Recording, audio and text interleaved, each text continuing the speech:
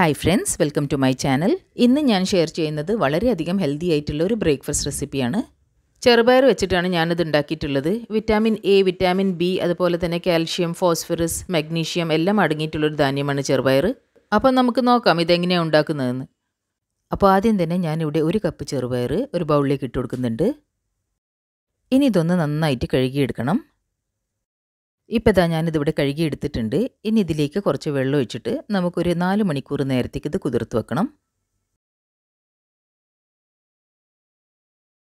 ഇപ്പം 4 മണിക്കൂർ ആയിട്ടുണ്ട്. ഇപ്പോൾ ഇത് ശരിക്കും കുതിർന്ന് വന്നിട്ടുണ്ട്. നമ്മൾ ചെറുപയറൊക്കെ നന്നായിട്ട് കുതിർന്ന് വന്നിട്ടുണ്ട്. ഇനി നമുക്കിതൊന്ന് അരച്ചെടുക്കാം. ഒട്ടും വെള്ളം ചേർക്കാണ്ടാണ് നമ്മളിത് അരച്ചെടുക്കുന്നത്. ഇനിയൊരു മിക്സി ജാറിലേക്ക് ഞാനിവിടെ ഒരു 4 പച്ചമുളക് ചെറുതായി കട്ട് ചെയ്ത് ഇട്ട് കൊടുക്കുന്നുണ്ട്. ഇതിലേക്ക് ഞാനൊരു ചെറിയ കഷ്ണം ഇഞ്ചി നന്നായിട്ട് വൃത്തിയാക്കിയിട്ട് അതും ചേർത്ത് കൊടുക്കുന്നുണ്ട്. ഇനി നേരത്തെ കുതിർത്ത് വെച്ച ചെറുപയർ ഇതിലേക്ക് ചേർത്ത് കൊടുക്കാം. ഇനി നമുക്കിതൊന്ന് അരച്ചെടുക്കാം. ഒട്ടും വെള്ളം ചേർക്കാണ്ടാണ് നമ്മളിത് അരച്ചെടുക്കേണ്ടത്. ഇപ്പോൾ ഇതാ ഞാനിതിവിടെ അരച്ചെടുത്തിട്ടുണ്ട്. നമ്മൾ വെള്ളം ചേർക്കാണ്ട് അരയ്ക്കുന്നതുകൊണ്ട് ഇത് നമുക്കൊരു ഫൈൻ പേസ്റ്റായിട്ട് അരച്ചെടുക്കാൻ പറ്റില്ല. ഞാനിപ്പോൾ ഇത് നന്നായിട്ട് ക്രഷ് ചെയ്തിട്ടാണ് എടുത്തിട്ടുള്ളത്. ഇനി നമുക്കിതിലേക്ക് ഒരു 2 ടേബിൾ സ്പൂൺ തൈര് ചേർത്ത് കൊടുക്കാം. ഞാനിവിടെ ഒട്ടും പുളിയില്ലാത്ത തൈരാട്ടോ എടുത്തിട്ടുള്ളത്. ഇനി ഇതിലേക്ക് നമുക്ക് പാകത്തിന് ഉപ്പ് ചേർത്ത് കൊടുക്കാം. പിന്നെ ഒരു 1/2 ടീസ്പൂൺ മഞ്ഞൾപ്പൊടി ചേർത്ത് കൊടുക്കാം. ഇനി നമുക്ക് ഇത് നന്നായിട്ടൊന്ന് അരച്ചെടുക്കാം. ഇപ്പോൾ ഇതാ ഞാനിതിവിടെ നന്നായിട്ട് അരച്ചെടുത്ത് കഴിഞ്ഞിട്ടുണ്ട്. ഒട്ടും തരിയൊന്നുമില്ലാതെ നല്ല ഫൈൻ പേസ്റ്റായിട്ട് തന്നെയാണ് അരച്ചെടുത്തിട്ടുള്ളത്. നമ്മളിതിൽ തൈര് ചേർത്തതുകൊണ്ട് നമുക്കിത് നന്നായിട്ട് അരിഞ്ഞ് കിട്ടിയിട്ടുണ്ട്.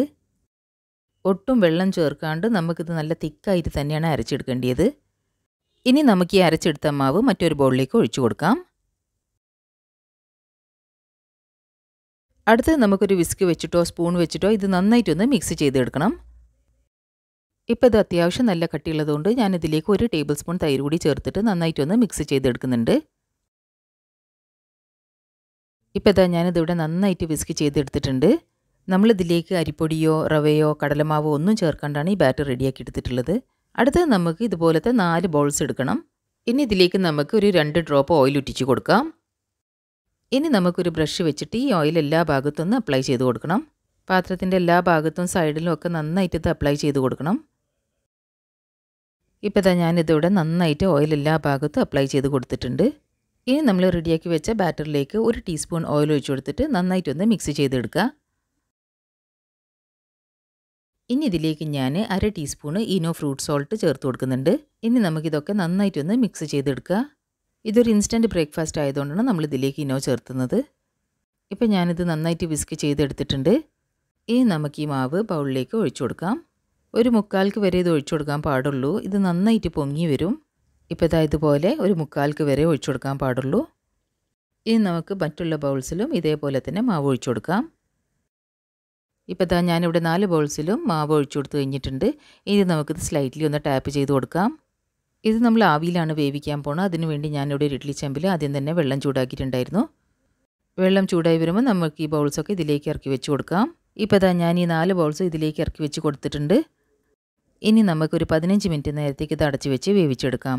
അപ്പോൾ ഇത് വെന്ത് കിട്ടുന്നവരെ നമുക്ക് എളുപ്പത്തിലൊരു ചട്നി റെഡിയാക്കി എടുക്കാം. അതിനുവേണ്ടി ഞാനിവിടെ നോൺ സ്റ്റിക്ക് പാനിൽ 2 ടേബിൾ സ്പൂൺ ഓയിൽ ചൂടാക്കിയിട്ടുണ്ട്. ഇനി ഇതിലേക്ക് ഞാനൊരു 8 വെളുത്തുള്ളി ഇട്ട് കൊടുത്തിട്ടുണ്ട്. എന്നിട്ട് ഈ വെളുത്തുള്ളി ഒന്ന് സ്ലൈറ്റ്ലി ഫ്രൈ ചെയ്തെടുക്കുന്നുണ്ട്. പിന്നെ ഇതിലേക്ക് ഞാനൊരു 6 കാശ്മീരി റെഡ് ചില്ലി ചേർത്ത് കൊടുക്കുന്നുണ്ട്. എന്നിട്ടൊന്ന് ഫ്രൈ ചെയ്തെടുക്കുന്നുണ്ട്. കാശ്മീരി റെഡ് ചില്ലി ആകുമ്പം അധികം എരിവൊന്നും ഉണ്ടാവില്ല. എന്നാൽ ചട്നിക്ക് നല്ല കളറും കിട്ടും. ഇതൊന്ന് ചെറുങ്ങനെ ഫ്രൈ ആയി വരുമ്പോൾ ഇതിലേക്ക് നമുക്ക് കുറച്ച് കറിവേപ്പില ചേർത്ത് കൊടുക്കാം. എന്നിട്ട് വീണ്ടും നന്നായിട്ടൊന്ന് ഇളക്കി കൊടുക്കാം. അടുത്ത ഇതിലേക്ക് ഞാനൊരു 3 മീഡിയം സൈസ്ഡ് തക്കാളി ചേർത്ത് കൊടുക്കുന്നുണ്ട്.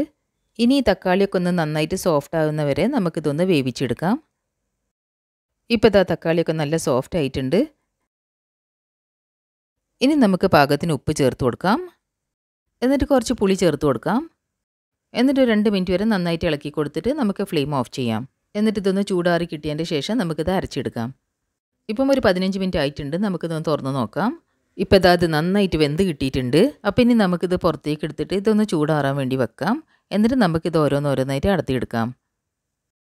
ഇപ്പോൾ ഇതെല്ലാം നന്നായിട്ട് തണഞ്ഞ് കിട്ടിയിട്ടുണ്ട്. അപ്പോൾ ഇനി നമുക്കിത് അടത്തിയെടുക്കാം. ഒരു സ്പൂൺ വെച്ചിട്ടോ കത്തി വെച്ചിട്ടോ ഇതിൻ്റെ സൈഡ്സൊക്കെ ഒന്നുണ്ട് അടത്തിയെടുത്താൽ മതി. ഇത് പെട്ടെന്ന് തന്നെ അടന്ന് കിട്ടും. ഇതാ കണ്ടില്ലേ, പെട്ടെന്ന് തന്നെ ഇത് അടന്ന് കിട്ടിയിട്ടുണ്ട്. അപ്പോൾ ഇതാ അവിടെ നല്ല പഞ്ഞി പോലത്തെ സോഫ്റ്റ് ആയിട്ടുള്ള ചെറുപയർ കൊണ്ടുണ്ടാക്കിയ അപ്പം റെഡി ആയിട്ടുണ്ട്. ഇനി നമുക്ക് ബാക്കിയുള്ള ബൗൾസിൽ നിന്നും അപ്പം ഇതേപോലെ തന്നെ അടത്തിയെടുക്കാം. അപ്പോൾ അത്രയേ ഉള്ളൂ. വളരെ സിമ്പിളായിട്ടാണ് നമുക്കിത് റെഡിയാക്കി എടുക്കാൻ പറ്റും. ഇപ്പോൾ ഇതാ നമ്മൾ അപ്പമൊക്കെ റെഡി ആയിട്ടുണ്ട്. ഇനി നമുക്കിത് സെർവിങ് പ്ലേറ്റിലേക്ക് മാറ്റാം. ഇത് വളരെ ഹെൽത്തി ആയിട്ടുള്ള ടേസ്റ്റി ആയിട്ടുള്ള എളുപ്പത്തിൽ ഉണ്ടാക്കാൻ പറ്റിയൊരു ബ്രേക്ക്ഫാസ്റ്റ് റെസിപ്പിയാണ്. ഇത് ബ്രേക്ക്ഫാസ്റ്റ് ആയിട്ടും ഈവനിങ് സ്നാക്ക് ആയിട്ടും നിങ്ങൾക്കിത് തയ്യാറാക്കി എടുക്കാൻ പറ്റും. അപ്പോൾ ഇനി നമുക്കൊരു വറവ് തയ്യാറാക്കാം. അതിനുവേണ്ടി ഞാനിവിടെ നോൺ സ്റ്റിക്ക് പാനിൽ 2 ടേബിൾ സ്പൂൺ ഓയിൽ ചൂടാക്കിയിട്ടുണ്ട്. ഓയിൽ ചെറുങ്ങനെ ചൂടായി വരുമ്പോൾ നമുക്കതിലേക്ക് 1 ടീസ്പൂൺ കടുക് ഇട്ട് കൊടുക്കാം. കടുക് പൊട്ടാൻ തുടങ്ങുമ്പോൾ നമുക്കതിലേക്ക് 2 ടേബിൾ സ്പൂൺ എള്ളിട്ട് കൊടുക്കാം. ഇനി ഈ എള്ളൊന്ന് റോസ്റ്റ് ആവുന്നവരെ നമുക്കൊരു ലോ ഫ്ലെയിമിൽ വെച്ചിട്ട് ഇതൊന്ന് നന്നായിട്ട് ഇളക്കി കൊടുക്കാം. ഇപ്പോൾ ഇതാ എള്ള് നന്നായിട്ട് റോസ്റ്റായി വന്നിട്ടുണ്ട്. അപ്പം ഇനി ഇതിലേക്ക് നമുക്ക് കുറച്ച് കറിവേപ്പില ഇട്ട് കൊടുക്കാം. എന്നിട്ടൊന്ന് ഫ്രൈ ചെയ്തെടുക്കാം. ഇപ്പോൾ ഇത് നന്നായിട്ട് ഫ്രൈ ആയി വന്നിട്ടുണ്ട്. ഇനി നമ്മൾ നേരത്തെ റെഡിയാക്കി വെച്ച അപ്പത്തിൻ്റെ മുകളിൽ ഇത് കുറേശ്ശെ ഇങ്ങനെ ഇട്ട് കൊടുക്കാം.